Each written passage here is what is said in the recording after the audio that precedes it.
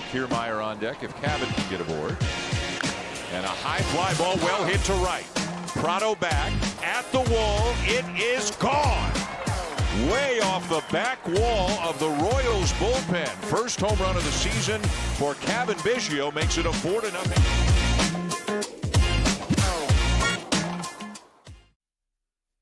It's been a while. Welcome in back on the Fountain Cast. I got Matt Chabot, who we're calling Chabot this episode. And then we also have a special guest from our friends over at Drop the Ball. We've got Matthew Robison on here with us. How you doing, guys? Doing good. I like the snow. Yeah, some crazy snow out there. So this will also be our first episode that we're putting on YouTube. So hopefully it gives some folks something to do during the crazy snow when you can't go anywhere. Yeah. And hopefully you're all staying safe out there. It's been a while since we got together last. I think last time was like right after the Brady Singer trade that we got together. So almost 6 weeks, I think? Yeah. Pretty much, yeah.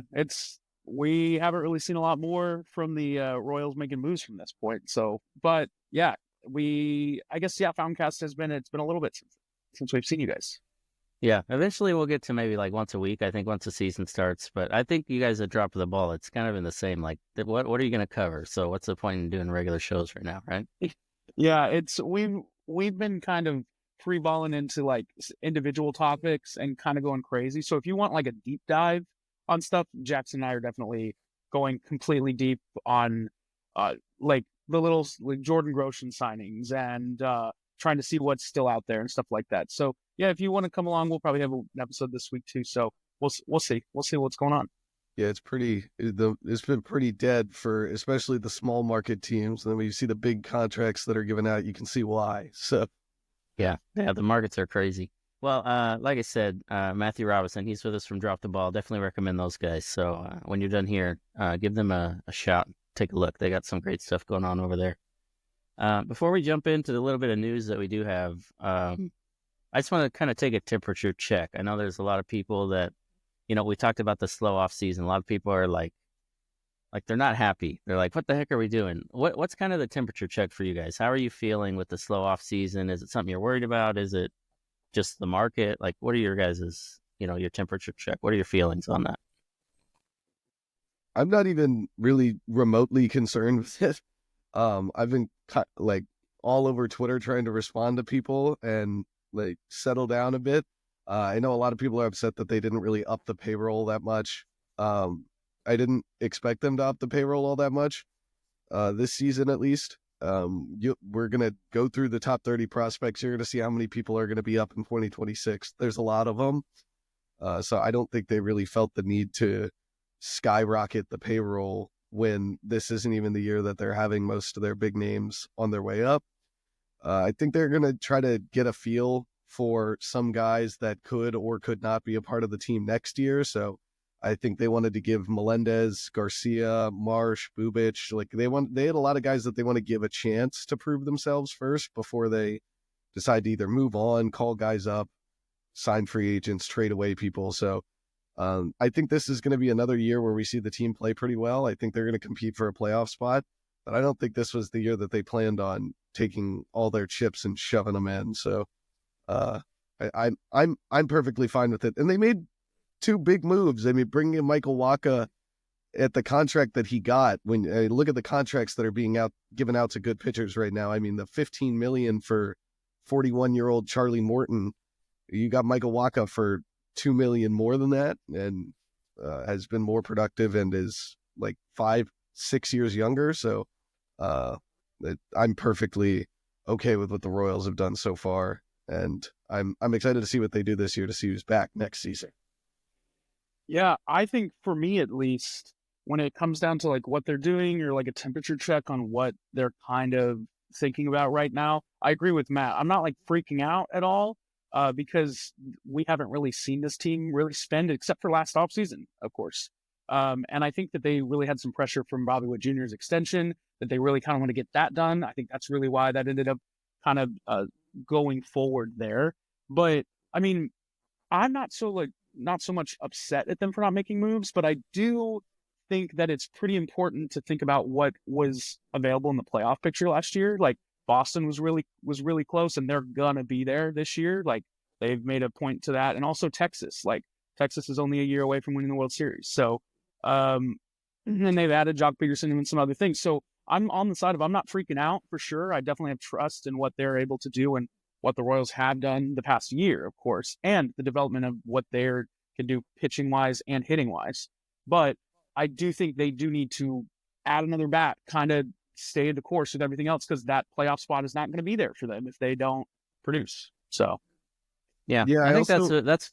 Sorry, go ahead, Chibbo. I also was thinking last night, it kind of came to me that the next free agent class is pretty good, and they're going to have more money, like more available money, because Lugo's contract is expiring and Perez's contract should be expiring in 2026, right? Either that or it'll be cheaper because he's got a club option for $13 million. Both of them are losing money or leaving the team entirely. So they're going to have, both of those guys are at least $15 million, if I'm recalling correctly. I mean, adding another $30 million to spend, plus you might raise the payroll then, is like that feels like the offseason where they really want to evaluate now and then go in that offseason. So I don't really have a ton of concern right now. Yeah, next year seems like the place to spend. I think the class is stronger, like you said. But I mean, I'm kind of like in the middle. Like, I don't think they need to be like, I'd love like an Alex Bregman. I think I said early in the offseason, like, yeah, bring him here. But like the market's so crazy.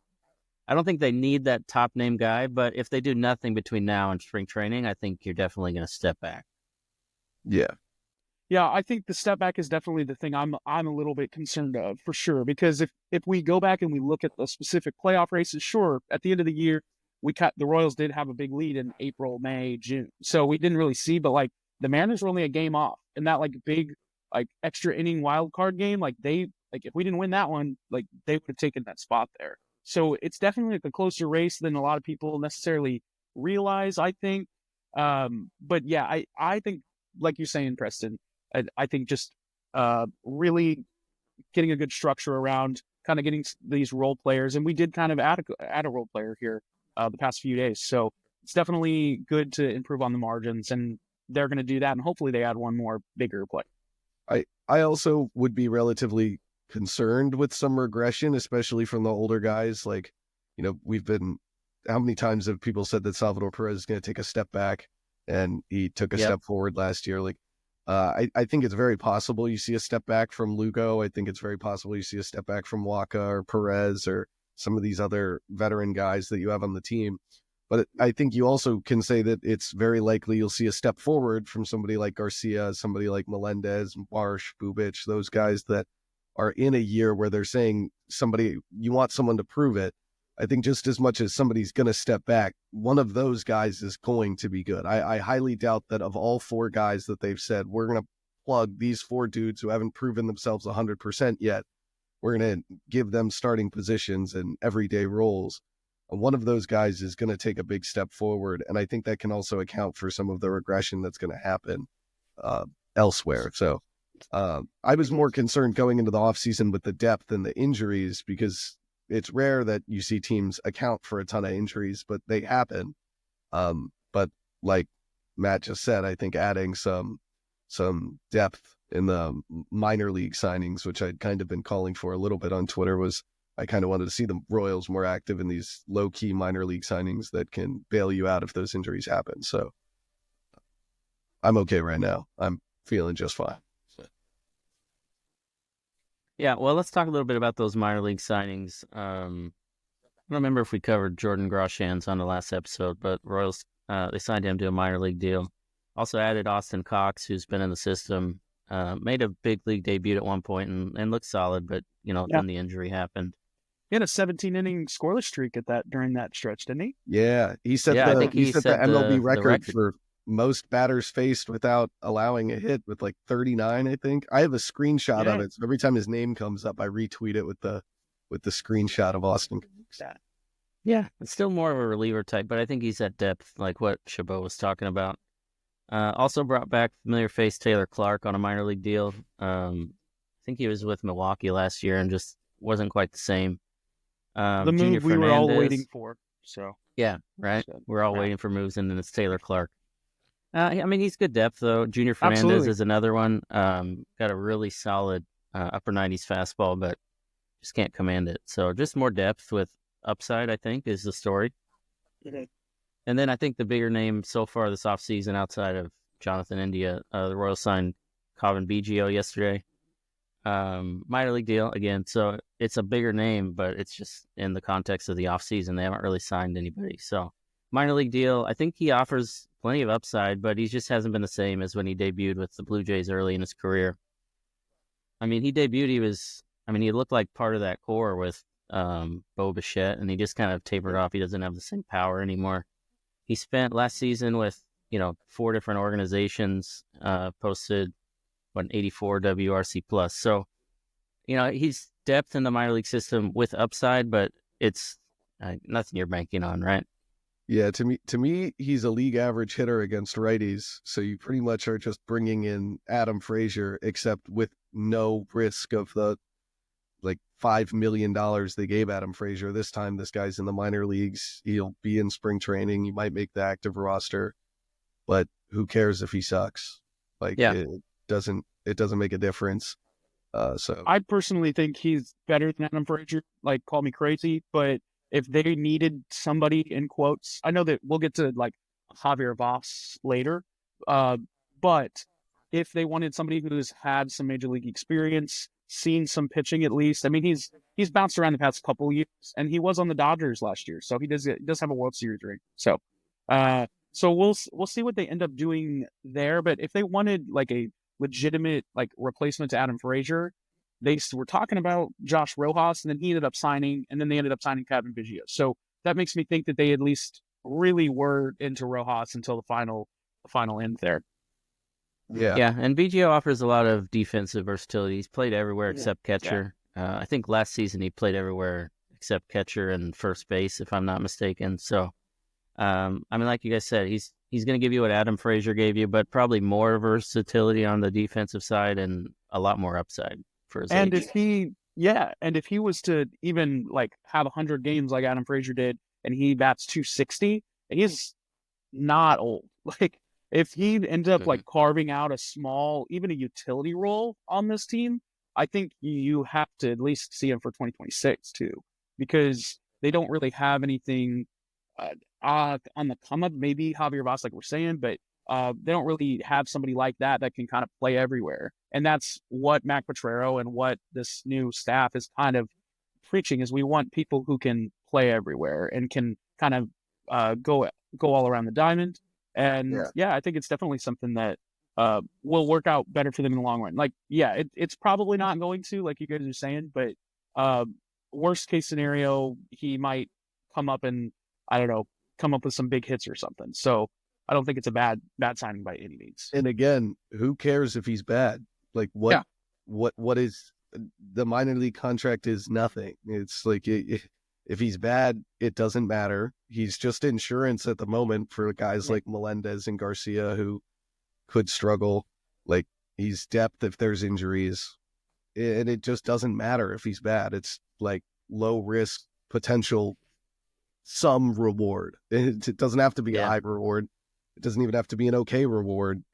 If it's nothing and he stays in the minor leagues all year, oh well, we move on. Yeah. We saw some of that reward last year. They had Sam Long, who was a minor league free agent.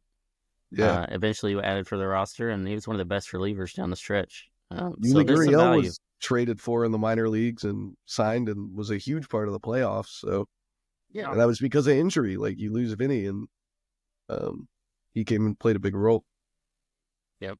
And even like worst case scenario, he could be a trade piece, like in spring training. If we're like, oh, sweet, he's not gonna make it. He's not gonna make this team, but he might go somewhere else, get like a raffle ticket on somebody. That's honestly probably the worst case scenario of the entire thing. So, yeah. Still plenty of name value. I mean, you see the name Kevin Biggio, you know him from a few years ago. So, and the dude still hit for the cycle too. Like I know I said that last night, but and unleash him to, like you were saying, Preston. It's clear that the Royals, since they haven't really been making a bunch of huge moves, they do trust their development staff and Brian Sweeney and Drew Saylor and Alex Zumwalt, and that whole crew that they've got there, they really do trust them. So I think that if anything, like we're saying, he's going to just be a welcome addition. And who knows? Best case scenario, he could blow up. Yep. Well, we'll see what other news the offseason holds. Hopefully, we don't have to go another 6 weeks between another signing, because I think 6 weeks from now we're talking about spring training. So to talk about Kevin Biggio for 5 minutes. Yeah. We're looking for something. Well, we'll see what happens. Other than that, today we've got the top 30 breakdown. That'll really take on most of the show. So we're going to go through our new Farm to Fountains top 30. Just take it, maybe 5 guys at a time, count down from 30 to 1. And just highlight some of the guys, maybe what they bring, why they are, where they are, and just kind of the thoughts that you guys have on those. So nice. With that, we'll jump into that top 30. Like I said earlier, we're doing this on YouTube for the first time as well. So if that's more your thing, you can hop over there instead of on Spotify or Apple Podcasts. What I'll do after we're done recording, I'm going to put some stats and some of that nice fancy stuff before you upload it. So you'll have to let us know what you think. If you are listening on Spotify or Apple Podcasts, just drop us a rating. Let us know what you think. We like to interact with you guys. So with that, let's jump into the top 30. You guys ready? Let's do it. All right, let's do it. Let's start with 30 through 26.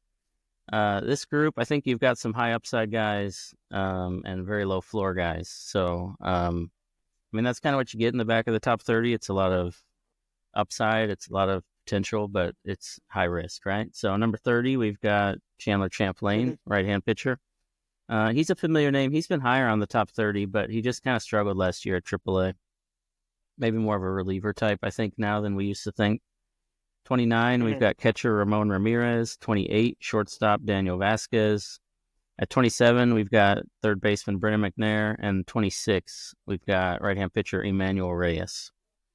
Any thoughts on those guys? Who stands out in that back end for you guys?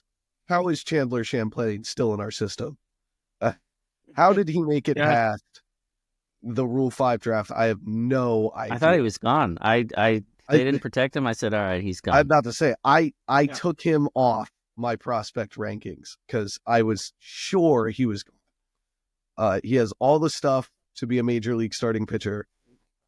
Is the fastball, has the pitch mix, and it's a fairly quality pitch mix, multiple changeups. He has good looking stuff, and it's a matter of commanding it a little bit. They might shorten up how many pitches he throws and move him to the bullpen, because he does have some power there. Maybe if he moves to the bullpen, he can raise it a little bit.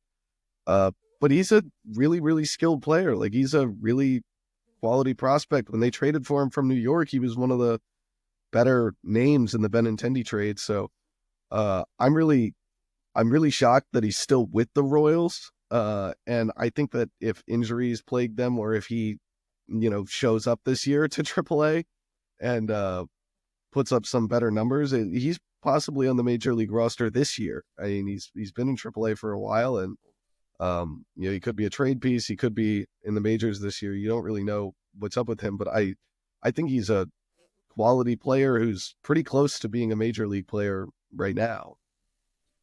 Yeah, I've got him with I got his fastball and curveball both with potentially 55 grades. So I think they're both great pitches. He probably sits around more average with both of them as a starter. But like you said, if he's in the bullpen, I think those play up and he can be a really solid reliever. Right. Yeah, I think with Champlain specifically, just to kind of piggyback off of what you two were saying there, is I was pretty surprised when he didn't get picked in the Rule 5 draft. I actually think he might be a trade piece for this team. Now that he's made it past the Rule 5 draft, like he might sit in the system for a little bit, since he doesn't have that 40-man roster spot. But I think it could potentially get some value out of him too, because who knows? I honestly don't know how they view him. He had a really good season last year, coming up the ranks through AA, and started off in AA and was really great, and then kind of hit the floor in at AAA. So we'll see what happens. Like you said, he has really good. Like the bulk of his pitches are very solid. So I do imagine that'll be a great thing. But yeah, he might be a bullpen arm in the major league level for the Royals, but I wouldn't necessarily close the door on him starting. I think that he is still a pretty solid arm. And if you can get anything from that Benintendi trade, all three of those were basically lottery tickets anyway. So I think it'd be good if we're able to capitalize on that for sure. Yeah, agreed. I think that's a big piece heading into spring training. He's not on the 40-man, so if you're looking at trades, teams I think will view that as a plus. They don't have to make a corresponding move if they add him. And I think, I don't remember when it was, but it was right around the end of the offseason last year when the Royals sent Sandlin to Boston for John Schreiber, if I remember correctly. Yeah. So That was like Sandlin's February. a higher ceiling guy, whereas I think Champlain's a little more of a high floor guy, but could be a good trade piece. I agree. Yeah, their teams, any team can use a pitcher like him. If he pans out a little bit more, any team can use that. I also would. I mean, there are obviously 4 other guys to mention. Ramon Ramirez is a guy that's come up a lot as a trade piece. He's more of like a lottery ticket, like 18, 19-year-old. And he's still young, pretty athletic, has a huge bat. And people have ranked him as high as like 5 in the system because of the upside that he has. Like I was going to ask you guys. I seem to be lower on 1. him than everybody. So do you think he's too low down here, or like what's your outlook on him? I really don't mind it. I think like, the Royals have so many guys like this that are like 18, 19 years old, really good athletes, and like those like punch a lottery ticket type of dudes. I think he should be traded. Yeah, but I imagine that the way that you feel about him right now is probably the way that a lot of other teams are feeling about him, because I imagine he would have been traded with the value that a lot of people think he has. That catcher in this farm system is just so strong with, Jensen, and then Mitchell, and you already have Fermin up, and Perez is up there. So you got 2 catchers on their way up. I don't see any reason to really keep Ramirez, especially if you can get trade value for him right now. So I think he's the most likely to be traded of anybody in the farm system right now, especially if they can get good value for him. But yeah, I personally think that Ramon Ramirez is the catcher that they were trying to trade before. But I think that, like you're saying, Preston, I think and like you said, Chabot, there's some teams that are kind of seeing through that and just kind of like, I don't know. You already have like 3 good catchers. Why not trade one of those instead? So I think, I have no sources to like confirm that, but I just, from what trades, like you're saying, I would love to trade this guy, because I think it was Just Baseball or Prospects Live or something having him as like the number 1 prospect in the entire system a couple of years ago. So, and that's of course more based up on upside, and he was at the Dominican complex. So, like, of course, you might have accelerated numbers there. But yeah, with Ramon Ramirez, I'm kind of with you guys. I don't really see a future necessarily, but he is pretty far away. So it could be something that they kind of just put him in the oven and let him cook. So it's also just easy leverage to hold over. You have so many catchers, you're going to have to trade him at some point. So this is our value on him. And the Royals go, well, he's better than that. They're like, well, you're going to have to get rid of him. So we'll wait. It's exactly. Yeah. Yeah. I think like you said, Just Baseball, I think it had him top in the system, but it's just, for me, it was just too reactionary. Like, this guy he just signed his first year. He's blowing up. Like, I get it. I understand it with the youth, but I don't think it's a safe bet that he sticks at catcher personally. There's been some positive reports on his defense, but I just don't know how likely it is. He's still so young. If I change him to a first baseman, on my rankings, he drops to like the mid-30s, because I just don't think the bat's going to support him at first. He has to be a catcher. Yeah, I saw Caglione when he was 18 years old. This kid is not there. There's no way. There's no way he's number 1. He could be higher. He could be in the teens maybe, but he doesn't even come close to what Blake Mitchell was in high school. He doesn't come close to what Caglione was in high school. Like this, he's a skilled player. But again, a lot of these Dominican kids are like, they're lottery ticket guys that have the athletic upside to be really good. But we've also seen how many times have the Royals had like highly ranked guys like Eric Torres and those dudes that were like super excited they're going to come up through the Dominican leagues, and then they get to single A and stall out. Like, I'm not ready just that. Like, let's talk about Eric Pena. They signed him for $5 million, and like, it's just so up and down. Hit single or A miss with for I think that's what I meant. But this happens. I'm not ready to, throw all the eggs in one basket. I want to see him get a little bit, move up a little bit, make the process of moving through the farm system before I say anything crazy. Yeah. Well, we'll see what happens with Ramon Ramirez. The other three, I think, are all pretty similar. They have very low floors. McNair is just recently showing power, but his contact skills are really, really bad right now. Emmanuel And Reyes, he's really blowing up in the in a winter league right now, Yeah. isn't he? yeah, he's playing in Australia McNair. with Yeah. him and Hyun Chan They're both playing out there, and I think they're like first and second home runs in the whole league right now. So Sick. Yeah, but with McNair, we really haven't seen any other that kind of power at least come out of Yeah. him. So I know you were tweeting about it, Preston, and even you, I think, Shabab, about like just kind of was like, whoa, okay, we'll see what happens here. So yeah, I'm excited to see what that happens. But I agree with you, pretty low floor on most of these guys at the bottom half. Yeah, Vasquez will probably make it to the majors with his glove alone. Like he's really, really, really solid defensively. Probably one of the better defensive infielders in the entire farm. If he can figure out how to swing the bat, he'll At the end of the solid career. But yeah, and at the end of the day, too, it's one of those things that's like you got to hit. Hey, he's got like a 353 on base like the past few years or something, but he's been like 220. So you gotta. At the end of the day, you gotta hit, and especially since he's been at the same level. Like if he's been like progressing, like for sure. But I think he's been at Columbia for 2-3 years now. So 3 years, yeah. I think injuries impacted that this year, but I mean he hasn't been for hitting sure. like he said. So he reminds me a lot of like Michael Garcia, but not as much upside offensively that made Garcia rise through the system. I also personally really like Emmanuel Reyes. I love his slider. I think that's a really good pitch. And I think he could move up. But yeah, he's an again, intriguing a lot guy. of these guys are long projection. Exactly. He started to maintain some velo last year, which I think is big, but I think the command that he has for such a young arm is pretty rare. And there was like his debut season with Columbia, there was a fastball he threw that had like 15 inches of horizontal break. Yeah. Which is just insane. So if he can like keep that fastball shape and get to like 94, then I think there's a lot of ceiling with him. Yeah, if you followed me on Twitter or you hear me talk about pitchers, everybody knows I love a good fastball. That's like the basis of me to pick up a pitcher. It kind of frustrates me to see like you have all the things to complement something that isn't there. That really annoys me to see with a pitcher. Like, you're congratulations, your curveball is 3,000 RPMs of spin, but you're throwing 89, lobbing it right in the middle of the zone. I just don't care what your curveball does. Nobody's falling for it. So I love to see that from Reyes.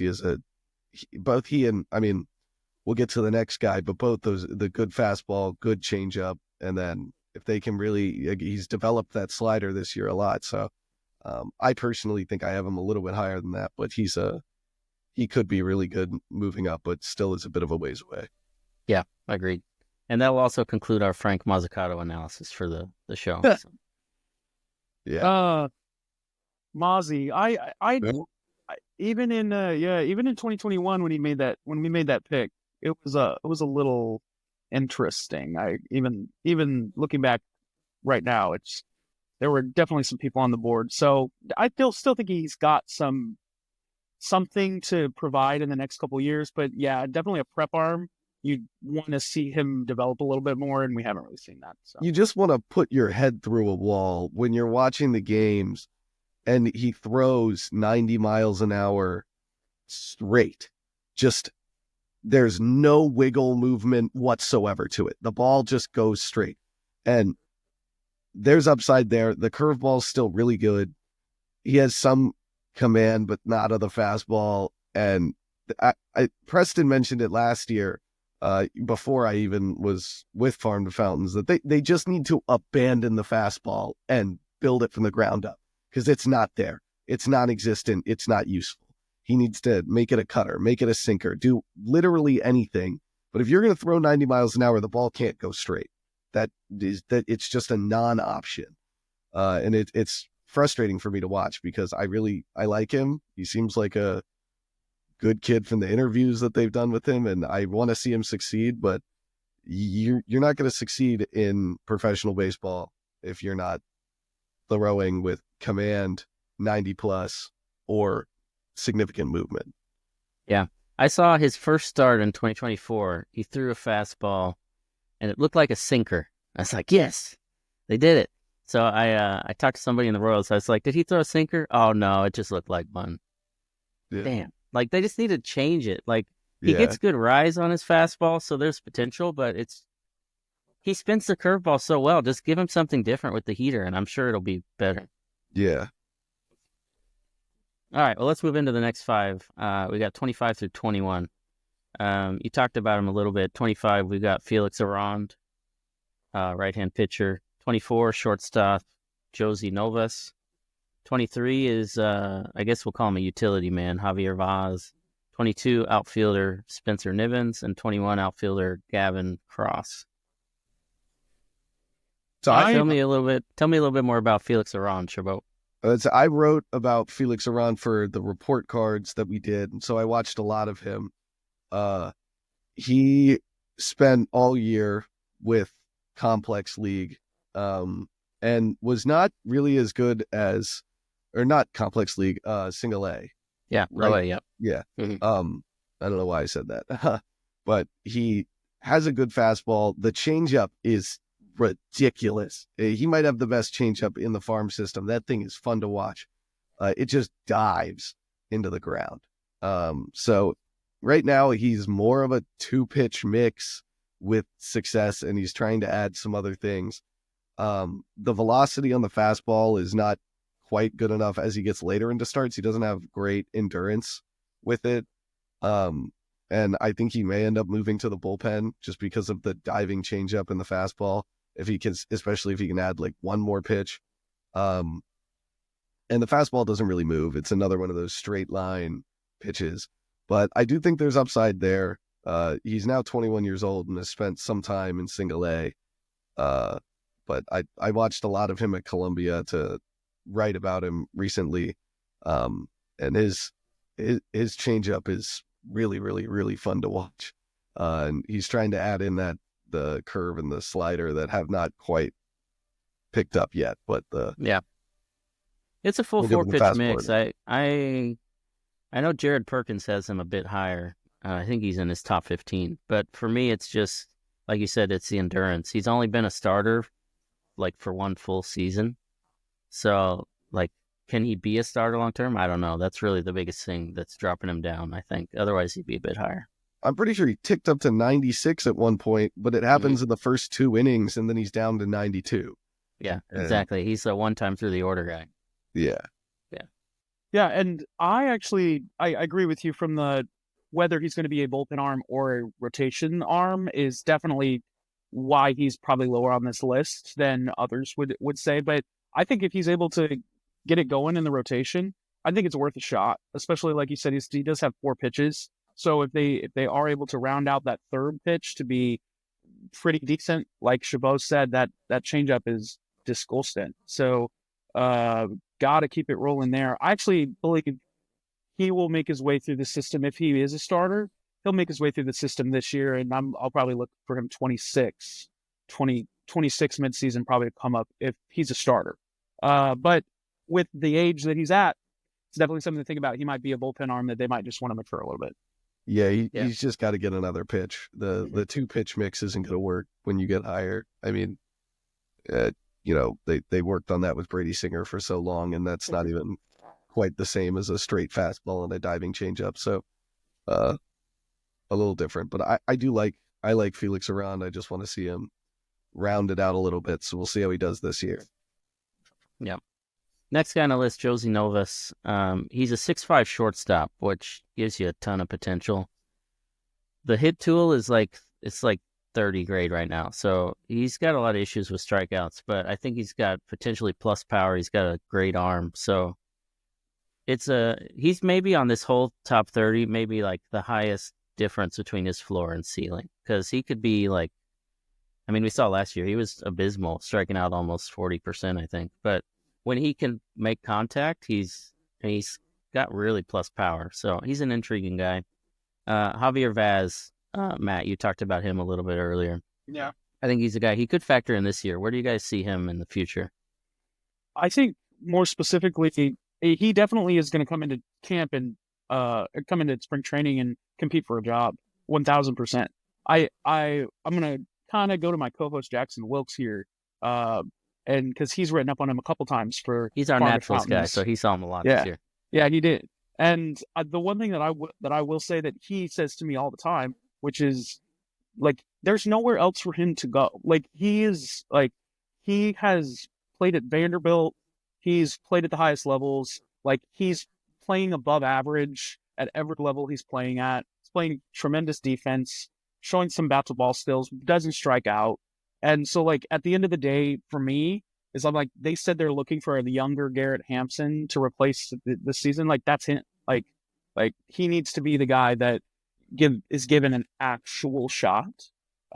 Because if not, uh, I feel like they're just going to keep looking for somebody like him. So I feel like they should give him a shot. I think he's a major leaguer. Like, I think if anybody on this list is like going to be a major leaguer out of, like, he's probably on that short list of guys that will make it to the major leagues. Yeah. Yeah. Let me ask you this: you want Dairon Blanco another year and a half, or do you want Javier Baez on your bench? Oh, I know that Voss doesn't have the speed that Blanco does, and I think Blanco is probably going to spend the rest of his career with the Royals if he's able to, like, play good enough defense and show up in the ways that he has.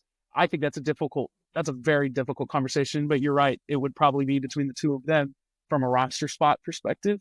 I like Dairon because he can play center probably a little bit better than Javier Voss, but Javier Voss can play center. So that's probably something that they will figure out in spring. If they feel like Javier Vaz can come into the major league team and get on base even remotely at the same rate that he's gotten on base in the minor league team, Dairon Blanco is going to be in the unemployment line. Vaz is so interesting to watch.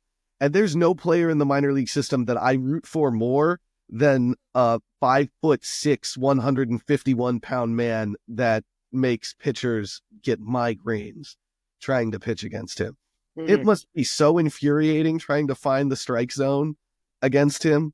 He's the same height as Jose Altuve, but like 20 pounds lighter, and he moves like the wind. I love Javier Vaz. He's really one of my favorite players in the minor league system. He's probably stuck at second base, left field, center field, something like that. I will go back and say with Novas, he's kind of, the Royals saw Austin Charles and then went, let's get another one. Very similar type of guys. Really similar, like they a lot of swing and miss, but a lot of upside there. But I think Javier Vaz, I have Javier Vaz really high for my rankings. I really, really like him. The floor is just there. Like, he's clearly a major league guy. Like Matt said, he's going to be in the majors. If there's anybody in the Royals farm system that you want to put a bunch of money down that they'll make the major league roster at some point in their career, I guarantee Javier Vaz is one of them. And he steals bases. He gets on base at a really high rate. He just is a Royal. Like that is the most Royal player of all time. So I want him. I hope he makes the major league roster soon. But you know, I think he'll be closer to 2026. I think he'll probably spend most of the year in Omaha this year. But plays the game hard. He's a gamer for sure on the diamond. But I think the only thing against him, if you're talking about this spring training, is there's no clock. What need do the Royals have to rush him, right? To keep him in the system. They didn't have to add him for Rule 5. I think they'll have to next year. But I think that's really the biggest thing against him is you don't really have to. You can just let him cook a little more. Yeah, they did mention they wanted to add a power bat, and I don't think if Javier Vaz took steroids, he could get the ball to the Kaufman fence. So I had him higher in the rankings at one point because it looked like maybe he could get a little more juice, but it's not there. Yeah, this year he had that stretch where, this year I think he hit the most bombs that he had his entire college professional career, which is nice. But we've also, at least on Drop the Ball, we've talked a lot about how the Royals minor league parks are pretty susceptible to home runs. So that he could have fallen into that a couple times. I do think I know I said like most likely to make the roster out of anybody here, but I mean there is a alternate reality where Javier Vaz has 40 doubles at Kauffman Stadium, like easy. Like him and Bobby Wood Jr. at the top of the lineup, ideally, probably is what they are thinking. And you're right, Preston. They probably should wait on him just a little bit. But if he's ready, there's no other reason not to bring him up. So, And one yeah. injury in the second base spot, something like that, he's Well, they already have 4 second basemen, so Yeah, right. we'll see maybe 2 with injuries, that. maybe But 2 yeah, injuries. exactly. But good thing he's versatile, so he can also- play anywhere. I also would say the power. Who cares, right? Like if he can put a little nubber on the ground, he's gonna beat it out. Like the Yeah. dude is blazing fast. Like so I'm okay with him. You can just scrap the power as far as I'm concerned. The ball doesn't need to go over the fence for him. He gets on base so much. Like just his focus should just be get on base, get on base, get on base, get on base, get on base. Yeah, just hand it to the next guy. You're gonna fly around the base paths. So Yeah. I guess I don't know if he's the level of hitter that Luis Arias is, but he's a better defender, and I think they're kind of a similar vein of player. yeah. Yeah, I think this is the last thing I'll say about it, but Nicky Lopez is probably the only fear that he could turn into, probably, because Nicky didn't strike out and wouldn't and would walk all the time and everything like that. So I think that's probably my fear is like, dang, he could turn into Nicky Lopez. But I think his bat skills are a little bit better. Probably not as good defensively, but he's also probably 3 times as good defensively as Luis Arias is. So I think he definitely has that there. So. And you just can't find his strike zone. You just can't find it. He's a ball player. He's just a ball player. Like literally, he was one of those dudes that you want on your team. Like I think that at the end of the day, that's what it is. Yep. And honestly, Nicky Lopez wouldn't be that bad. The only reason the Royals moved on from him is because he didn't want to be a depth bench guy. Yeah. There's value in that. But For sure. all right, let's move on to the last 2 guys in this group. We got Spencer Nivens and Gavin Cross, duo of outfielders. Cross, obviously, he's been a lot higher on this list, and he probably is a lot higher for most other folks. But just the health, I think the back issues really give me some question on the power. I think when he got drafted, you thought you were getting, potentially a 30 type home run middle of the order guy. Whereas now I think unless he can figure out the back issues, he just seems more like a contact type of guy with solid defense, which isn't bad, but it's just not the same echelon of player. Yeah, back issues are the kryptonite of big hitters in baseball, unfortunately. It's like the last thing that you want to see. It's kind of like when, in football, I hate to see Achilles injuries. Those are just like, guys don't get their confidence back after those. It's kind of like when you watch them run, they're always worried about their ankle all the time. It always just seems like they don't bounce back the same. And with back injuries, it seems really similar. I think Michael Massey's kind of been battling them, and he's bounced back relatively well from them so far in his career. But you don't see guys come back the way that they used to be from those, so they get concerning. They're definitely like a hair raiser. And then with Nivens, he just exploded last year. It was what, May, that he just like went nuclear for a month. Just really the end of the season, he just blew up. His second half, because he had the hamstring early on, but he hit 13 home runs, I think, in August. And it was like the most in a month since Vinny Pasquantino had 11 in Omaha. Yeah. So it's, I don't know if the power is real, but it was an insane stretch that really skyrocketed him out there. Yeah, definitely could stick as a corner outfielder for sure. Yeah, for sure. I think he could definitely kind of wade his way through the system and like make it in here at like 25, 26. But I also think he could be a trade piece potentially if they don't necessarily think that power is sustainable continuously for the next couple of years. I think somebody could see that, like the Rays or somebody, and be like, oh, okay, let's see what we could do with that. And I think that somebody might be interested. Not saying it'll be a big trade or anything, but could be something that somebody could be interested in. And who knows what you'll be able to get with something like that. Yep. Agreed.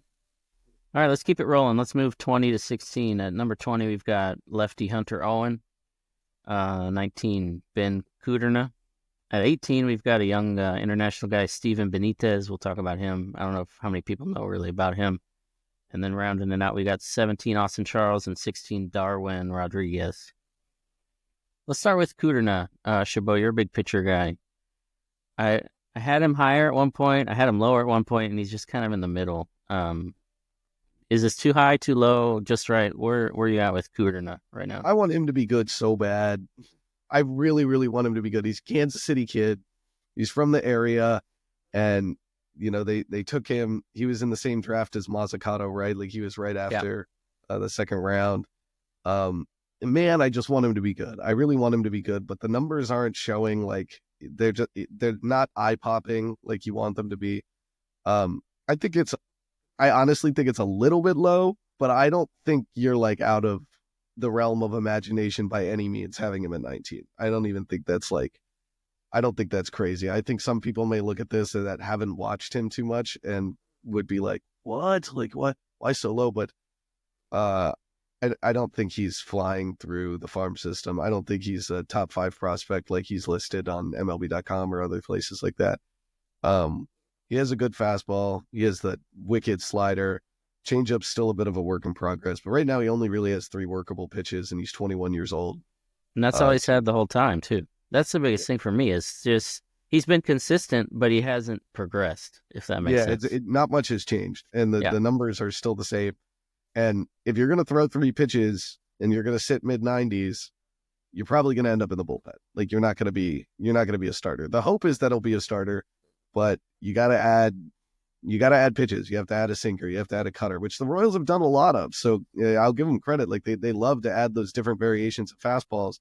I'd like to see them do that, especially because we see the power behind his 4-seamer at times. Maybe add a little bit of weight. I don't love 175 for a pitcher. I want to see you get a little bit more bulk behind that. But that's people are better at evaluating that than I am. So that is one thing that we saw a little bit last year, and then it stopped. He was throwing a 4-seamer. He mixed in a 2-seamer at times, but he just didn't use it consistently enough. So I don't really even have it included in the rankings. But if he can add an iteration of the fastball, then it raises that ceiling. I don't remember him having much confidence with it. Like it seemed like he didn't command it well, but it wasn't because he couldn't. It just like didn't seem like he felt like he could. Yeah, maybe a grip thing or. And so that's tough. I mean, we saw that with Brady Singer with the changeup. Like the changeup looked good, he succeeded with it, but he didn't seem to want to throw it. Like, so I don't know. I think if you're going to throw 3 pitches, you're probably going to wind up as a bullpen guy. But it's clear the upside's there. I mean, he has the build for a pitcher. He throws hard enough to be a starting pitcher. He has 3 quality pitches. You just got to add a couple more to mix in. They don't have to even be dominant pitches just to throw off timing. You got to add something in there. So we'll see. Maybe he adds something this season, but it's possible they shift him to the pen once he gets to AAA. But yeah, a lot of different outcomes with Kudrna. I just want him to be good. Yeah. Matt, who stands out on this group for you? Any of these guys? I personally, I think Hunter Owen is somebody that I would probably talk about specifically about this group. I think to just kind of touch on Ben Kudrna now, I think he is. I kind of agree with Matt with Chabot here. I want him to be so good so bad, and I think that's why I really do love him.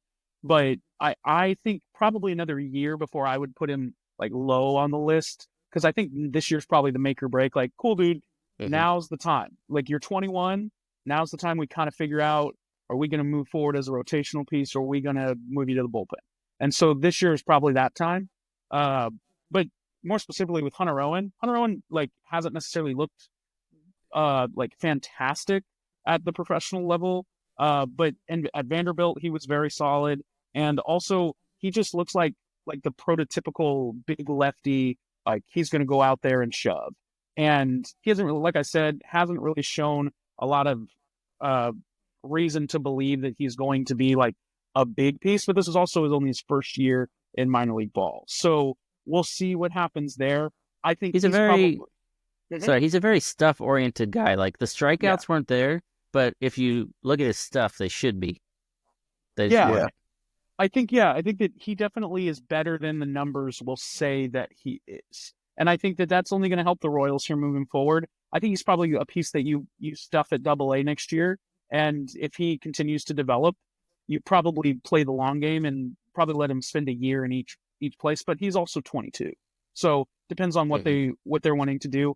kind of like Javier Vaz in a similarity of like he has kind of seen top level college pitching or top level college hitters. Some of the top guys that have played it have been top picks in the previous drafts. So like he's probably still getting familiar with minor league ball. But I do think Hunter Owen is somebody to take a look for. I think he will be in the Royals rotation at some point. Both those guys are from Vanderbilt too. Yeah. I like Hunter Owen. I love his frame. Like I really love to see the size behind him. What is he? He's like 6'6", 250 or something like that. Yeah, he's huge, dude. Yeah, on the mound, he's such 260. like he's dominating to go against. Like and he almost looks bigger. Like it's kind of crazy. But he kind of a Kurt Schilling type of like just like mentality. Kind of. I know he's not necessarily the greatest person now, but Kurt Schilling, like as a ball player, kind of just like gonna go out there and he's gonna be nails.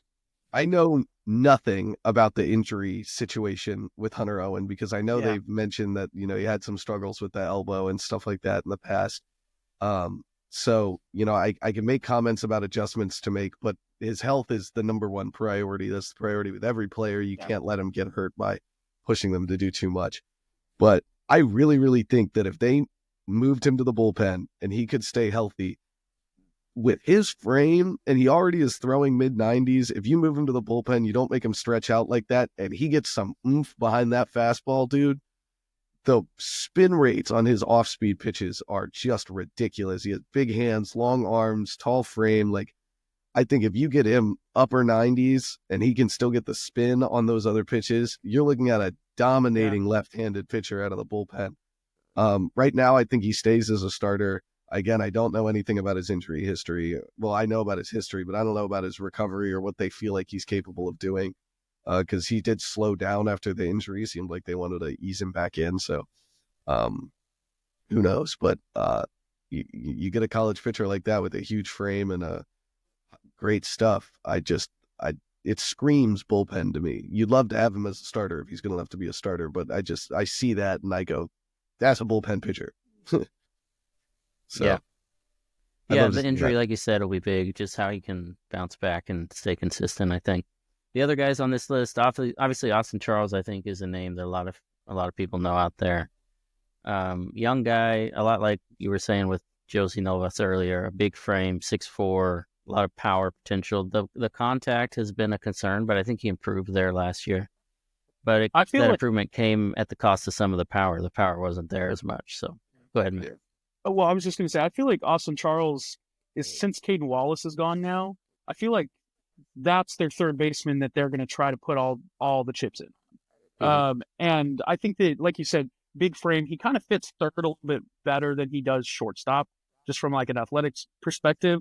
But yeah, I love Austin Charles. I mean, he hasn't really shown it with the bat a lot, but those raw skills are there. And we'll just have to see what he ends up turning into, because I mean, he was a guy that was a two-way player as well. So we'll see what he ends up doing. Worst case scenario, they might try to transition to something else, but he's sitting pretty well right now. I think that they'll probably they'll keep him at third. And he's, like I said, I think he's going to be the third baseman, maybe not of the future for the Royals, but at least the guy that they're going to have there, you're going to have to get past him in order to play third.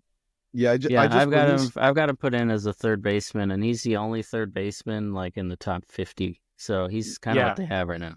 Just released the positional depth, series that we put out for like the depth in each position, and third base is lacking.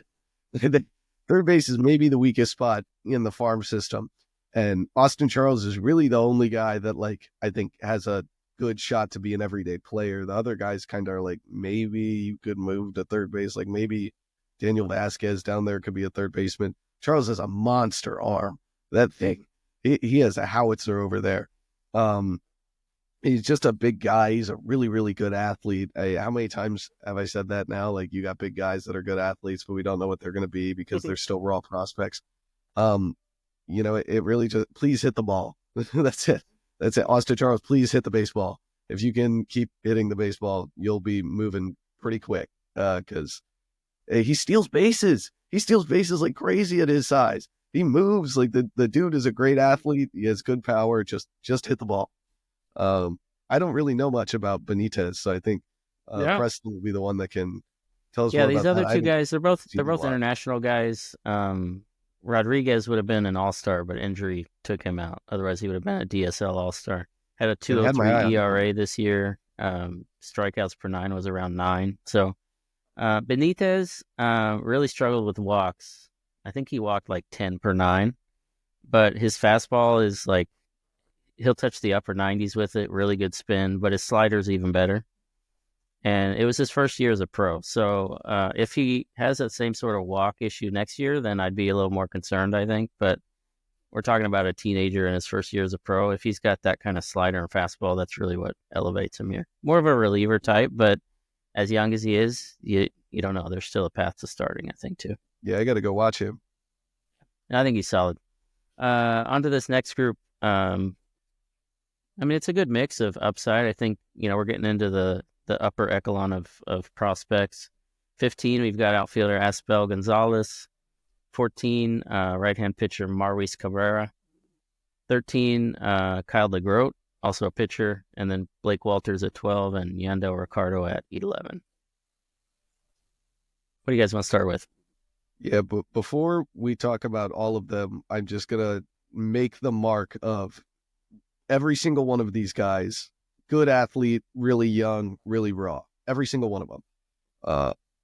All 5 are like that. The Gonzalez is in the Dominican League, just got called up to AA for the playoff. Cabrera's 18. DeGroat's 18.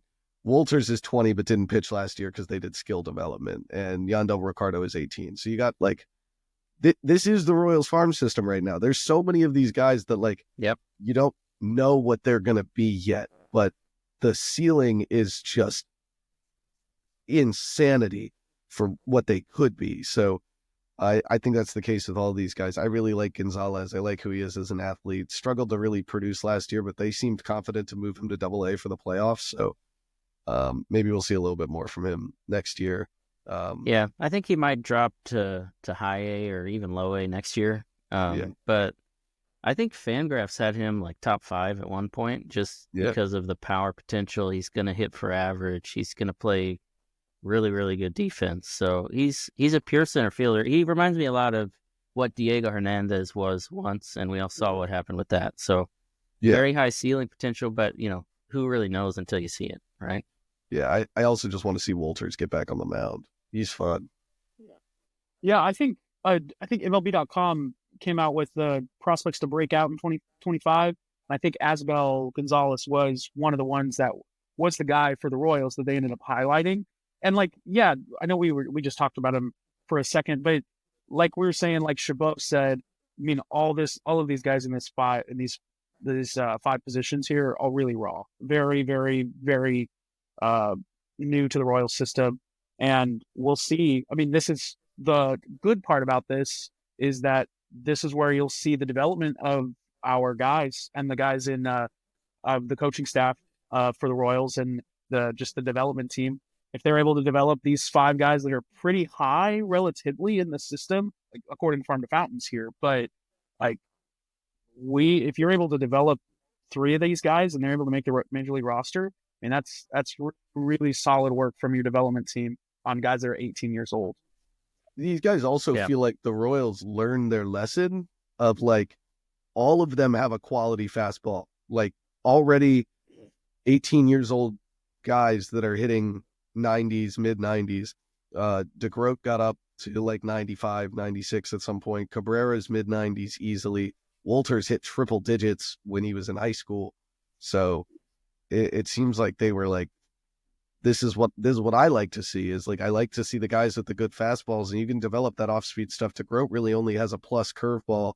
The fastball's there for an 18-year-old that's 6'1". You love to see that. Cabrera and Walters are both 6'4". They can throw hard. Walters has that wipeout slider. You just got to see him start to command the stuff, and they went with the skill development approach this year. So I really want to see these young guys get on the mound. I'm excited. Yeah, Walters is interesting. He debuted and was throwing 98. By mid-season, he was around 94, I think. And then by the end of the year, he had a little discomfort, and they wanted to be careful and cautionary, so they sent him to Arizona. So, I mean, he's got a high ceiling. Cabrera, I like a lot. He trains with Edinson Volquez, if I remember correctly, in the off season.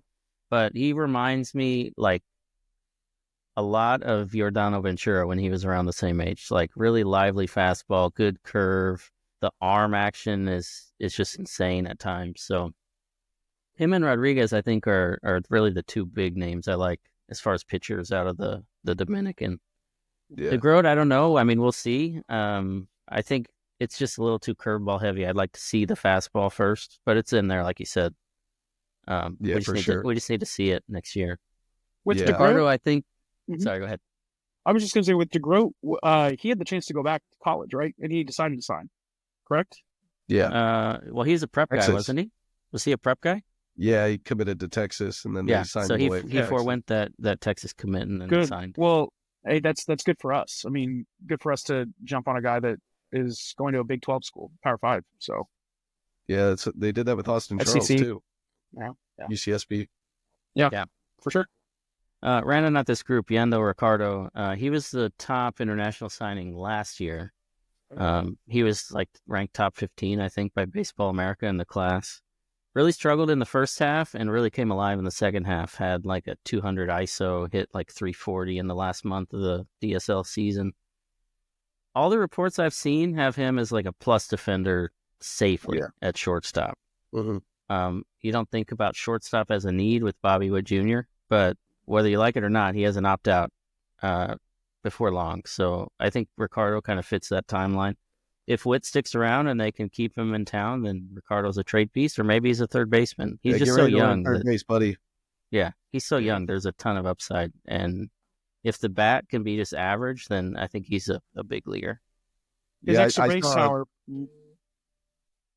I was just going to say his extra base power is kind of jumps off the screen for me. Like, it's not really that often you'll see a dude that like has as many triples as he does doubles. Like, it's just not something you see that often. Sure, yeah, we need to develop his hit tool for sure, but that's at least something that just jumps off the page to me. It seems like something that, especially since he was one of the top international signings, something that he'll get better at. And yeah, he's only 18 years old. Yeah, so we'll see. Yeah, I saw a video of him playing, and I watched him, pick up the ball, quick transition, threw it on a laser to first base, and my first thought in an organization that had Bobby Witt Jr. was get ready to learn third base, because you're gonna.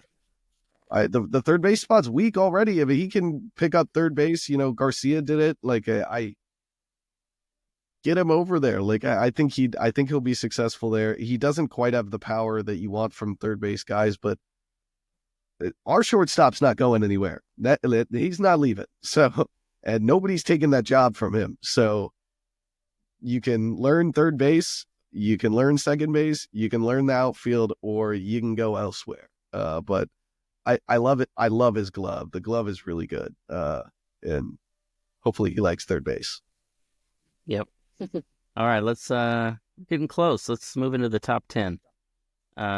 This next 5, again, a lot of pitchers. They're all pitchers. It's a very pitching heavy system, I think we've learned.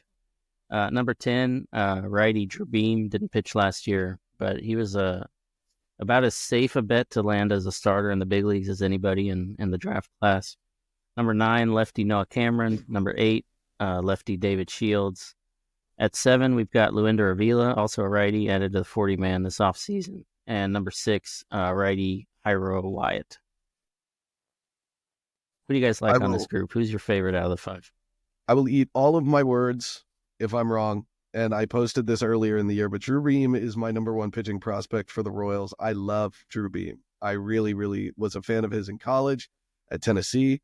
I think he's really, really good. He has the quality fastball. It has good lift to it in the zone. And mid-90s heater, yeah. He has a great pitch mix to be a starting pitcher. He has the command. I think he's very close to being an MLB starting pitcher, just coming into the minor leagues. I think they should probably start him around AA, maybe high A. But if he's not successful, I don't know baseball. I really, really, really like Drew Beam. He was my favorite pick from the draft. I think he'll be a starter in the rotation by 2026. The dude is, he has the frame. He just has everything that's at minimum good enough. And he has things that are well more than just good enough to be a major leaguer. I think the pitching staff is going to love to work with him. He throws strikes. He's going to be really good. I really like him a lot. Yeah, he's got the experience out of the SEC, pitched for Tennessee in college. So, His like I freshman said, season's crazy. like I said, in the draft, he was seen by most as like the safest bet to stick in a rotation. And he's got an above average arsenal with at least average command, if not better. So I like him a lot. Yeah, Yeah. I Noah would Cameron. say Oh, sorry. Go ahead, Matt. that's who I was going to bring up next. So if you're going to get into that, you can go ahead. Oh, I was just going to introduce him. Noah Cameron. I think he's got maybe the best command in the whole system. Really dominated when he went to AAA last year. Won a International League Pitcher of the Month award.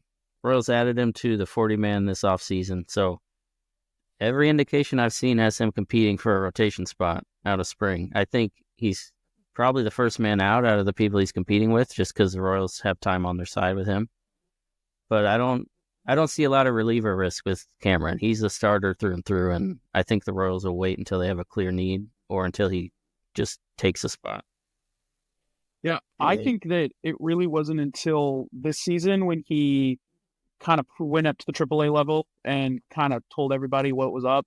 I think it was then that they were like, okay, this dude's a starter. We need to prepare for this guy to be a starter, and that's what's going to happen. I think that the craziest thing for me is, I think he's going to get the 5 spot. Like, I know, Chabot, you really love Alec Marsh and what he's going to do, and I believe he honestly might get it no matter what. But I think that Noah Cameron definitely is in that conversation, and he should be. I mean, he was incredible last year, and you got to reward your players sometimes. And yeah, he does have control. And why would you waste him? That's definitely the question. But yeah, nobody get it twisted. Noah Cameron will be pitching for the Royals at some point next year. He will be wearing the KC hat and will be on the mound pitching in the rotation at some point. Yeah, I definitely don't think he's a reliever. Yeah, I don't think he's a reliever at all. I think the only thing that scares me a little bit is now you got Reagans, Bubich, potentially Cameron, and you got 3 lefties in a rotation that we didn't have any last year. So, except for Reagans. So we'll see what they do with that and see what Quatrero kind of like prefers. They might like a righty more than a lefty in some situations. We'll see. But when he added the cutter last year, the lateral movement on a pitch was really, really big for his success. So I was pretty happy with Noah Cameron. He took a huge step up.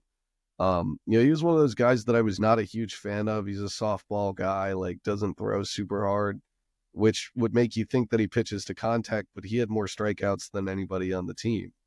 So I don't know exactly what to expect from him, but he is he's definitely a good prospect. He will find his way to the majors. I do like Alec Marsh. I just want to see Alec Marsh get a chance after a full season. He looked good last year. And every time I think of Alec Marsh, I go back to the start against the Yankees where he just went out for 7 innings and pitched his heart out in a game that the Royals, they needed that win. Like, it felt like the biggest game of the year for the Royals at that point. And Marsh went out and just sat down guy after guy after guy after guy. He was incredible. And he's my mom's favorite player. So I can't help but mention that. But my mom is always my mom always tells me to let her know when Marsh is pitching. So I also just want to see him succeed for that. But Noah Cameron will be with the Royals next year. He'll be fun to watch. Yep, the other 3 guys on this list likely will not be with the Royals, but they all have, I think, higher upside than maybe any of the pitchers that we've talked about, say for maybe Blake Walters. David Shields, Luinder Avila, and Hero Wyatt. Wyatt was at low A last year with Walters. Luinder Avila was injured for a lot of the year, but the Royals sent him to the Fall League, and he was touching 97 with the sinker. So he's really, really leveled up. He just needs to be healthy. And then David Shields, we didn't see him pitch last year, but the Royals love the fastball, has a good curveball. And really the biggest draw for him that I heard from Brian Bridges was the command and the athleticism from such a young pitcher. So all 3 of these guys I think are high upside. Avila's the furthest along, but I think he also might have a better path as a reliever than a starter, but he'll be a damn good reliever if he does. Yeah, they went out and found a high schooler that threw a good curveball and a good fastball. I was cool. Avila's fun.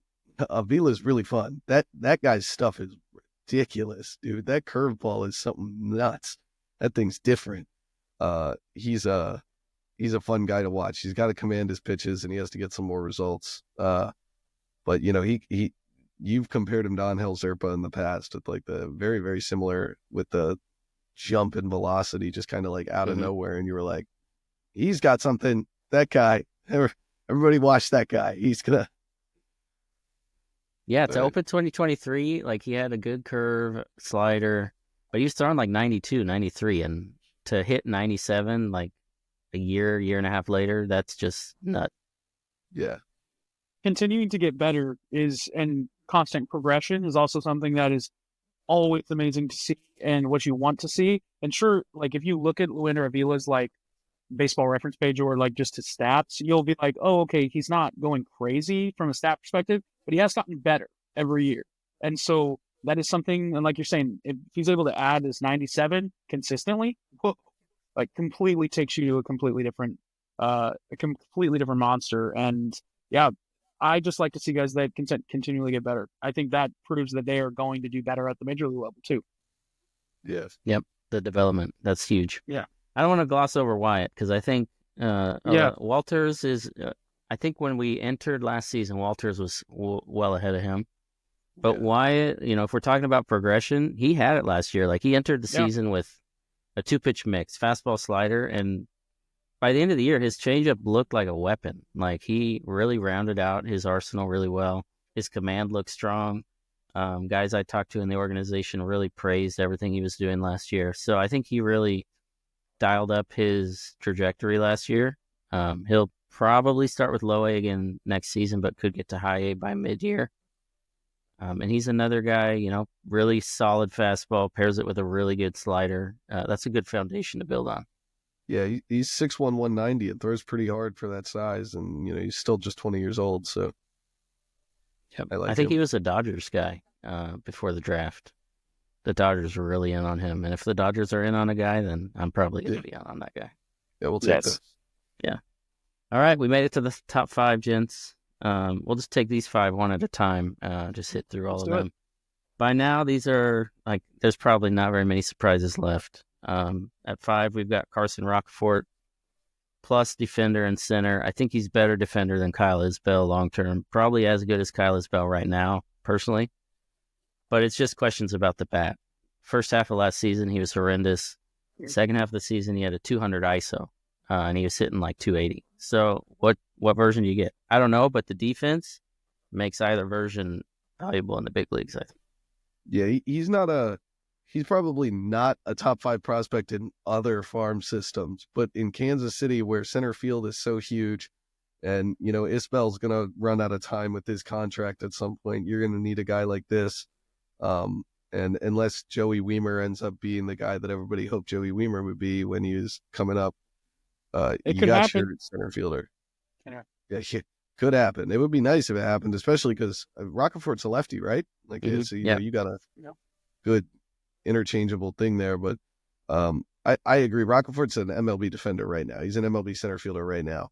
I don't think he gets the jump on the ball that Isbell gets, but he's faster.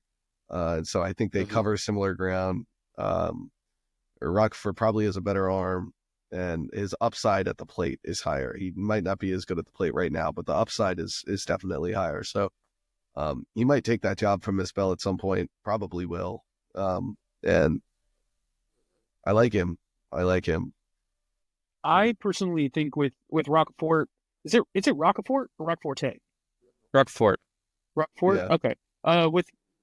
With Carson Rockfort, I really feel like his bat is way better than what it was last season, and I think he showed that in 23 when he in the small sample size that he did have.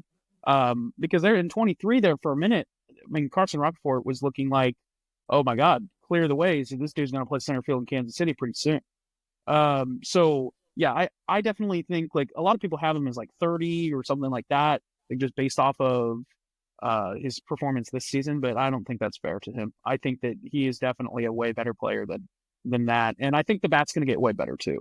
The bat has to get better. Like, it has to. There's literally no reason for it not to. So Yeah, he would be and last 30. season you can point to, like, there's reasons you can point to and say this is why he wasn't good in the first half. okay. Entering last offseason, everything I heard was that the Royals were having him lift the ball more. They had him focus on lifting the ball. He was a slap-type hitter the year before, really not much power. So for him to enter this season with that focus, really struggle, but then by the end of the year, he's lifting the ball and hitting for power. That's a good sign for me, I think. For sure. Yeah, I agree. he's so fast. Just put the ball in play too. Like Yeah. again, it's like this is Royals baseball, man. Like we got this big old outfield, and you got the speed to get on the bases and move. Get on the bases and move. He's fast. I like him. I like him for that as well. Like, you know, if he's just got to get on base, that's what it is. I think Yeah. some people have him ranked 30, and I only think he's realistically ranked 30 if he's in the Yankees organization, their dinky outfield. Like, you're playing in Kaufman, his value skyrockets with his speed and his glove. He didn't have like a single error last year. It was crazy. He played I think he played almost 1,000 innings. Didn't have an error. Yeah. It's insane. Who does that? All right, number 4 on the list, catcher Carter Jensen. Obviously, he was dominant last year. Once he moved up to AA, really started to hit for power. Him and Cags really showed up in the fall league. So, I mean, we're talking about a guy, I think he's still 21. He's already got time at AA under his belt. Good approach. The hit tool, I think, gives you some questions, but he's good enough to play at catcher, I think, long term. I don't know if he'll need to, but I don't think the Royals have a need to move him right now, although I would entertain putting him at third and seeing if he can do it personally, rather than pulling MJ Melendez and wait till he's in the bigs and then move him somewhere else. But no matter where he is, I think Jensen has the approach and the power to have some value. Yeah, Blake. We'll talk about Blake Mitchell later. He was clearly on this list, but Jensen's not the defender Blake Mitchell is. Blake Mitchell's just ridiculous behind the plate. But right now, Jensen's probably a slightly better hitter. And you know, I love what Jensen brings to the plate, and he's another Kansas kid. I see it's been tough to like propose ideas for trades this offseason because there are guys that feel untouchable because of how good they are or the process that they're going through. And then there are guys that feel untouchable because, man, you don't want to trade a Kansas kid out of Kansas City. You don't want to lose Jensen. You don't want to lose Cutterna. Both of those guys are Kansas kids that are top prospects. But I want to see Jensen again, probably in the minor leagues. He's probably going to be hitting in AA to start the year, maybe move up to AAA. And you could see him come up to replace Salvador Perez at some point. He's got the power to do it. He's got the power to fill that spot with, you know, he doesn't have Salvador Perez's power, but not many people do. But you know, you'll take the power in the middle of the order from him.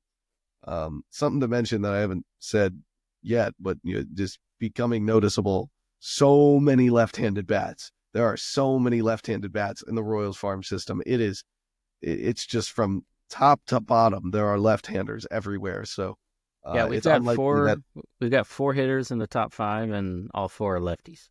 Yeah, it's unlikely you see all of those guys, and then you know you got Gonzalez and Vaz and Nivens and Cross, and you can go way down the list. There's lefties galore. It's unlikely you see that many lefties in a lineup. They're not going to stack that many guys together. So somebody's going to get traded. One of these guys is going to get traded or moved on from, and hopefully it's not Jensen. I want to see him stay, but he had a heck of a year last year at the plate. Yeah, I believe that to be the case as well. I do think that Carter Jensen, unfortunately, he does seem like the odd man out if they were to make a splash trade. But like you said, it does suck because I don't want to see a Kansas City kid get traded away from Kansas City. I think that would break my heart, like literally. And that could that's like career redefining. So sure. I don't want to do that either. But more so on the player Carter Jensen. Yeah, this dude's a hitter, pure hitter through and through. And like you were saying, Preston, about changing his position, I think this dude's Kyle Schwarber. Like, it's very likely that he can move to an outfield position and be able to still hit. Now, we did say that with MJ Melendez, so take that with a grain of salt, I guess. But I do think that Carter Jensen is a very, very solid player. I don't know if catcher is where he will be at the end of the day. I do agree with you. But that's only because Blake Mitchell, Salvador Perez, Freddie Fermin are all already kind of there. They're all there, or Blake Mitchell's on the way. So it's definitely something that you want that bat in the lineup, but he's also an experiment on how to not do to him like you did to MJ Melendez. Because not saying that was like malpractice or anything, but they totally did take MJ and was like, yep, figured out in left field. And now he's just starting to look good in left. And now they're starting to maybe think about changing his position again. And I'm like, well, what are we doing? So let's figure it out with Carter Jensen, and let's make sure his bat continues through the major leagues. Because in the fall league, he was incredible. So it may be not right to say it was malpractice with what they did to MJ Melendez, but they have not done him any favors in his development once he got to Kansas City. And I'm still holding out hope. I really do think that man can hit. And so same with Carter Jensen. I think that both of them are honestly pretty similar causes. I love the idea of what Preston said of moving him to third base. And if he can figure out third base, if Garcia fizzles out, you have a third baseman. They can platoon each other because Jensen's a lefty. If Garcia ends up being a utility man, it's a fit. It works. He has the arm. We know he has the arm from behind the plate. I like that idea, and it doesn't require him to have top end speed. So, and if you do it in the minors, you can say never mind really quickly if you need to. That's what he's saying. I think he has the power to be a third baseman. I feel like he screams third baseman if he can do it. If it's possible. Exactly. They tried it with Melendez. I think Melendez played one or two games at third, and they said, never mind. Yeah, I remember that 100%. They did try to play him at third, and it was just like a no big deal thing. But like we said earlier, there's not really anybody at third base in the system. So it's not like if they were to move like him to third, it's not like they're like, oh, well, Caden Wallace is there. We don't want to block anybody. No, there's no reason not to. Austin Charles. Yeah, well, he's not there yet. So we'll see. But I actually, we should probably shout that from the mountaintops. Move him to third. So just see what happens. Because we can, like Preston said, you can abandon it if you want. Yeah, I don't see Tyler Tolbert or Cam Devaney coming up and getting angry because Carter Jensen's on their toes, and those two are shortstops basically. Yeah. All right, on to number 3. Last pitcher on the list. We've got Steven Zobak, right-hand pitcher. The dude was insane at Double-A last season, near 30% strikeout rate. The walk rate was 6%. So he was him and Noah Cameron, 1 and 2 when it came to strikeout rate, strikeouts, K- walk percentage. And he just misses bats. Zobak, mid-90s fastball, touches 96, 97. But he'll throw it anywhere with pinpoint precision on the black. Slider really took some steps forward last year. I think it's still maybe an average pitch, but the changeup I think is solid. So I think he's a guy you don't need to rush. He was an outfielder in college until his last season. They moved him to pitcher. So he's a new arm, and we've seen him progress extremely quickly. So that I think is the biggest thing that raises him is he hasn't done it for very long, and he's just gotten better and better and better so quickly. Yeah, it's a common saying in the community of baseball or the pitching group to say it's easy to throw and it's hard to pitch. It's easy to be an outfielder and throw the ball 90 miles an hour when you're jumping into it and then hucking it as hard as you can and praying you get it in the area of home plate. It is really, really difficult to pitch a baseball. And he switched, that off season. He's been doing it for 3 years, and he has better command than maybe anybody in the Royals farm system. And he's throwing with good velocity. I actually like the slider maybe a bit more than you do. I think it's a well above average pitch that he can use pretty well. The command of it it can improve a little bit, but he dots the fastball. It's where he wants it every time.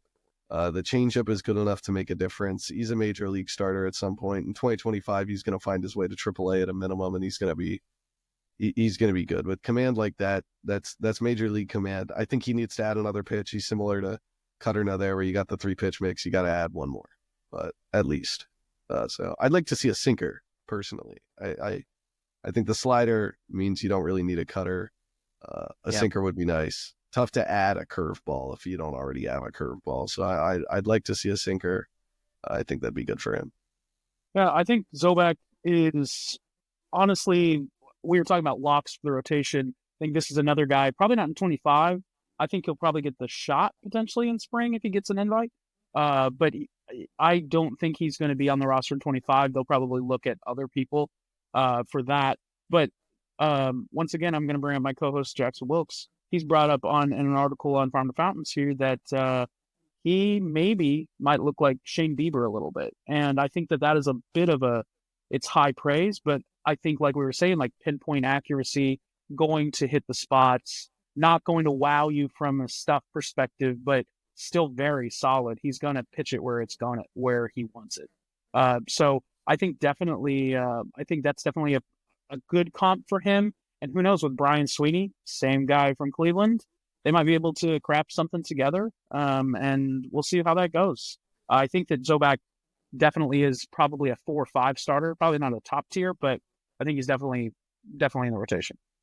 I think he's one more pitch away from, telling the 5th starter in the rotation to go hit the road. Like he's the command is there. He is MLB command as is. I just think you gotta get a little more variance. If he can add a 4th pitch, suddenly you're talking about a guy who can be like a 3rd starter in your rotation for 4 or 5 years, I think. Yeah. 100%. All right, let's round it out. We got 2 more, and these won't come as any surprise, so I'll just put them together. At 2, we got catcher Blake Mitchell, and 1, we got first baseman / maybe left-handed pitcher Jack Caglione.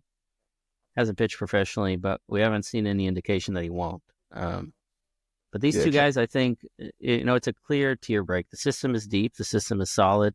These 2 are like above the rest. There's a clear break between these 2 and everybody else. And I think you see that. Pipeline has both of them top 100 for a reason. There's still people that are leaving Blake Mitchell off their top 100. I couldn't tell you why. Doesn't make any sense. But we already talked about his defense. He's the best defensive catcher in the system. Plus arm, plus power. This guy he's your heir to Sal Perez. He's your catcher of the future by far. Yeah, I remember watching the draft in 2023, and I put something out fairly recently of like my guys for the recent drafts, and I was staring at the TV, and I was like, Dollander, please Dollander. And then, that didn't quite happen. They took a prep catcher, and I went absolutely ballistic. I was not happy. Blake Mitchell made me look like an idiot. He is really good. He is a great athlete. Behind the plate, his defense is incredible. It translated from high school. That was something they really touted.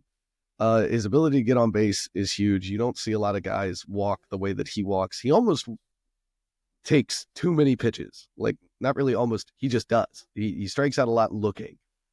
But that's something that'll improve, and I'll take somebody who's patient at the plate like that. Like, that's something you don't really teach guys very often. I think really, it'll really just tough. improve as he moves up, because like the pitchers he's facing, he should be taking a lot of pitches because they're not good. Yeah. As he faces more pitchers, I think he'll get more that are in the zone. He'll get more swing happy, and he'll just get better naturally. Yeah, I'm ready to see him continue to move up, because he's a good prospect. He's fun to watch. Yeah, I feel like with Mitchell, more specifically, like you were saying, Chabot, when the draft happened, Kyle Teal was also on the board. So all of us were like, what are we doing? Like that, And of course, we see him now as a big part of the big trade, and we'll see this Blake Mitchell versus Kyle Teal pretty regularly in the future. So we'll see how that turns out. But with Blake Mitchell specifically, the whole thing coming out of the draft, even though all of us were like, okay, we don't really like this pick, but dude can play defense. Like, defense is not going to be a problem. So let's develop the bat. And so if the bat came along, we would be able to kind of connect the dots. And that is what happened in 2024. My goodness. Like, him being able to hit 20 bombs I think that if we were told that when we drafted him, I think that people will be like, okay, yeah, cool, we'll take that. I think his bat just awaking and Columbia there for the small amount of time, or for this season rather, I think that he's going to be incredible if he's able to show this much potential from his hitting tool now. If you're able to continue to develop that, and like we've said here, let him cook. Like, he's going to stay there until probably, like you said, Preston, Salvi's done. Like, let's be honest with ourselves. Like, unless Salvi's completely like, I'm DH only, that's what I am, nobody do it. And judging by the person Salvi is, I don't know if he's going to do that in his career. So yeah. I do think that Blake Mitchell is the heir apparent to Salvador Perez. And man, if that bat continues to develop, Cags, Mitchell, Witt, that sounds like a lot of fun to me. Yep. Speaking of Cags, we have him number 1. And I think there's a clear tier rank between him and Mitchell as well. Yeah. Not that Mitchell's a bad prospect, but I think Cags gives you more power than, like, I'm not even exaggerating, more power than any prospect the Royals have ever had. Yeah. They've never had a prospect with this level of power. I've never seen a dude hit the ball. He flattens the baseball. It's ridiculous. It's in college he was hitting them 500. Like, that's just absurd. They're metal bats. It's a little different, but that's MLB record territory. Like, this dude rakes the baseball. The swing is smooth. He's a huge guy at the plate. Obviously, his biggest problem is he swings and misses. He strikes out. He's aggressive at the plate. But I don't care if you strike out 20% of the time if you hit the ball over the fence the way that he hits the ball over the fence. He'll figure it out. It is what it is. Honestly, I mentioned this recently on Twitter as well. The only problem I'm having with Caglione, and I really got to get my mind around, is that I love Vinny Pasquantino. He might be my favorite player in the Royals, and I just don't know how the two of them can play together if Caglione's only going to play first base, because Quintero does not like to just stick with one DH. He likes to use that to, move the lineup around. And can Caglione play right field? Can Caglione move around? Do you have to trade Vinny? That would really suck. I really don't want to see that. That's really like the only kicker I'm having with Caglione is, like, I really want to see the two of them play together, but I don't know how the two of them will play together. Yeah. It's if there's no other option other than like a DH first base combination. That's really all that you can do. Yeah. I mean, it's some people have said that, they tried to play him in outfield, but he's just not fast enough to be a... And he's not like, with that bat, even if he could maybe play outfield, how is that going to impact his progression at the plate, right? I think his bat is so good that you don't want to mess with any of that. It just seems like Quintero would not like to have two big, really similar frame, left-handed first base power hitters. Yeah. And that's your only option at DH. I feel like that would, like, make Quintero's skin crawl. But who knows? And I also want to see him go out and pitch. I just want to see it. It doesn't have to be great. I just want to see him do it, because you don't find lefties that throw 100 miles an hour and have a starter pitch mix very often, and Caglione has that. For sure. And I mean, I think the most intriguing thing about him as a pitcher, like you guys are saying, is like, he probably would have gotten drafted as a pitcher if he was only a pitcher, like, last season, which is, I think, the craziest thing of it all. Like, it's one thing to be like, oh, dude hits 50 bombs and they let him pitch because he wants to. But this guy, he can actually do it. So whether the Royals actually take that seriously, I don't know. But yeah, I would love to see him play the outfield so we don't have to go down that idea of Vinny. But like you said, they probably don't want to have that athleticism stall his development or mess with the bat at all. Because, yeah, at the end of the day, this dude is going to slot behind Bobby Witt Jr. in the lineup. He's going to be the three hitter. That's what they're probably going to want to do. And wow, yeah, the expectations for Cags is, of course, to be larger than life.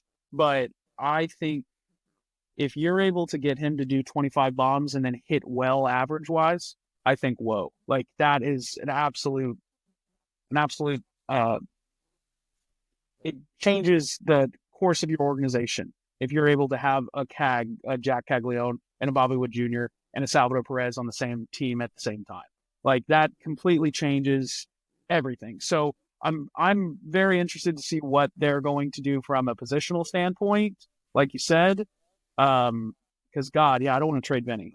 Vinny needs to sign an extension damn near. So I don't want to play that game. But Yeah. I think Cags will probably make his way on the roster. I think he'll probably go to spring, and we'll see what they do with him in spring. But I'm interested to see what he does in spring. Yeah, it just really becomes like, I think at some point the Royals in organization, the way that I'm having in my head, are going to have some sort of a debate about like, how are you going to put together a lineup that keeps these star guys together?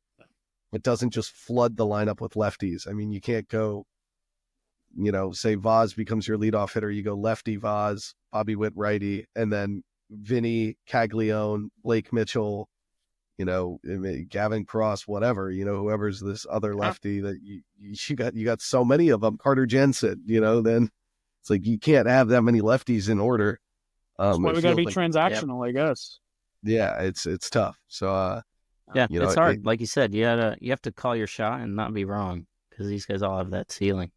I don't want to see any of those. I don't want to see any of those guys go. They're too good. I don't want to see Blake Mitchell, Carter Jensen, or Caglione leave. But you also you're going to struggle if you have those three guys and Vinny. Like, I don't want to see any of those four guys go. But realistically, you're looking at the four of them hitting back to back to back to back. That's not cohesive to winning. And again, I think Matt Cotero would have a hemorrhage. Yeah, I think the last thought on Cags, we can get you guys out of here. I think he's got Aaron Judge level of power. I don't know if he can be as good as like a complete player like Judge. You can't really play the outfield, I don't think. But I think at worst, like, you're getting yourself like a Chris Davis type who's just going to break and strike out 200 times, which isn't terrible. Like, at the end, Chris Davis was not worth the money, but he was only bad for the Orioles because of the money. Mm-hmm. Right? So I think the power's legit. If that's your worst case, then I don't think you're upset with it, but I don't think that the worst case is all that likely either. Right. If your floor is Giancarlo Stanton, I don't care. Yeah. Cool. We'll take you. Like, and Giancarlo Stanton used to be faster. Like, not anymore, because you have anybody remembers Bob Costas, just falling in love with Giancarlo Stanton and explaining that it's not his fault that he grounds into double plays on repeat. Yeah. Well, Mike Stanton was fast. Giancarlo Stanton is slow. Yeah. That's what it is. Well, all right, guys. Preston, I think you forgot something on the list. I thought he was going to be number one. Where's Ace Lacy on this list? Yeah. Yeah, he's number one on the. Where the hell is that guy?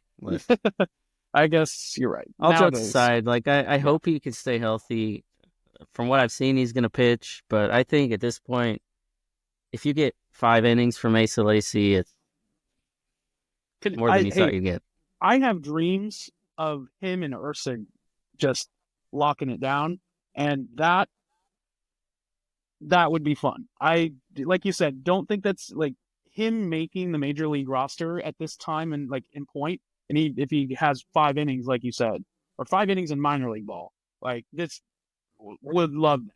But if he's able to potentially reach the potential that he will not reach, I think that the back of the bullpen piece would be crazy for him.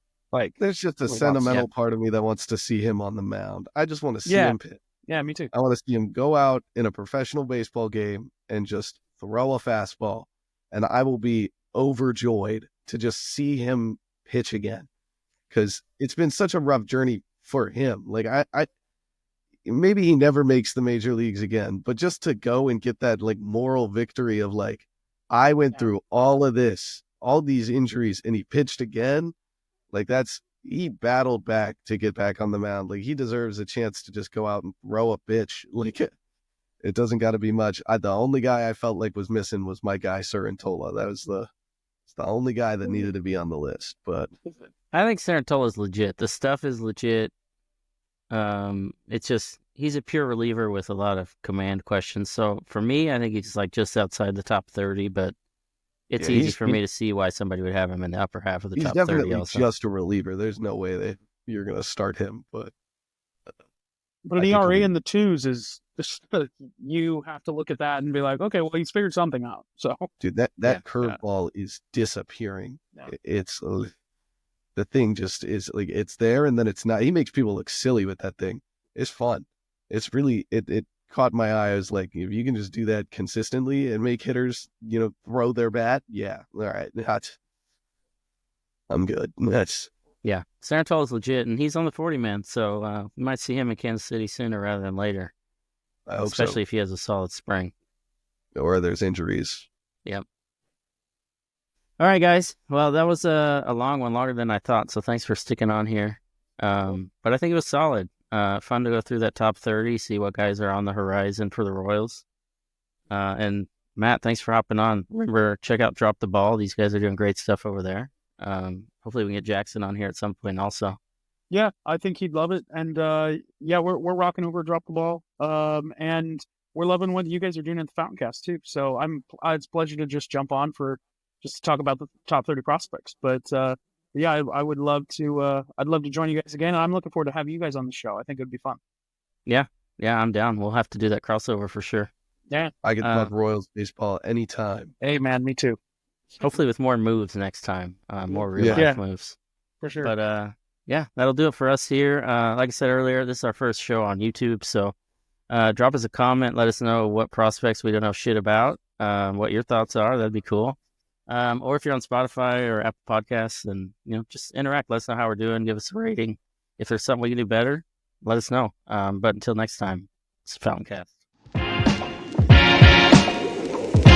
Down on Biggio, Kiermaier on deck if Cabot can get aboard. And a high fly ball well hit to right.